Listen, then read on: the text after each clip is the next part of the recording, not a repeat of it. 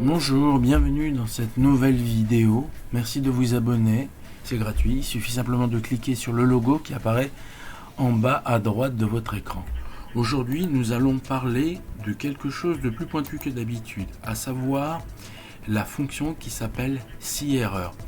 Si-erreur vient s'incrémenter à une formule déjà existante. Pourquoi? Parce que si vous avez cette phrase, enfin cet intitulé qui apparaît sur une cellule, ça veut dire qu'il y a une erreur dans le calcul et que le calcul ne peut pas fonctionner. Le problème, c'est que quand vous avez ce signe-là, ça impacte une cellule après qui dépend du résultat qui est marqué sur la cellule précédente. C'est-à-dire la cellule ici, en jaune, dépend du résultat qui est marqué sur cette cellule-là. Et moi, ça m'embête parce que après, sur les cellules suivantes, j'ai plein de choses à écrire et je ne peux plus les écrire parce que ça me fera systématiquement apparaître un message d'erreur. Donc, je dois trouver une solution appropriée pour que justement cette cellule n'apparaisse jamais en message d'erreur. La solution, elle est simple. Déjà, dans un premier temps, je dois vous expliquer que ce tableau, il avait été fait à l'origine pour une recherche V, pour un calcul en recherche V. Donc, si j'avais fait ça, j'avais fait un contrôle-copier et que je l'avais marqué ici, ça m'aurait donné un résultat très satisfaisant. Mais là, dans cette hypothèse et dans cet exercice, je vais donc marquer juste Maurice, qui est un client nouveau qui n'existe pas encore. Et bien évidemment, va apparaître le message erreur. Donc, moi, ce que je dois faire pour aider cette cellule juste après, ou les cellules après qui dépendent de ces calculs-là, je vais me mettre sur la cellule où je veux mettre ce message si erreur, et vous allez voir.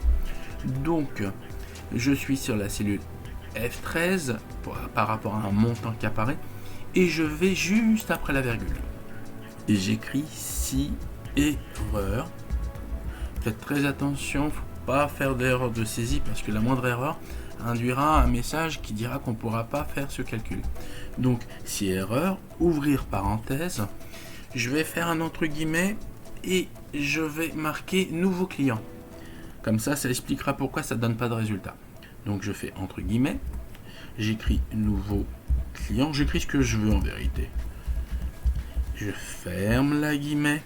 Et je fais un point virgule pour faire une séparation par rapport au calcul préexistant. Et je fais entrée. Ah, il a trouvé une erreur. Donc j'ai fait une petite erreur de saisie. Et je vérifie ce qu'il me propose. Donc si erreur, nouveau client, entre point virgule, recherche V, etc.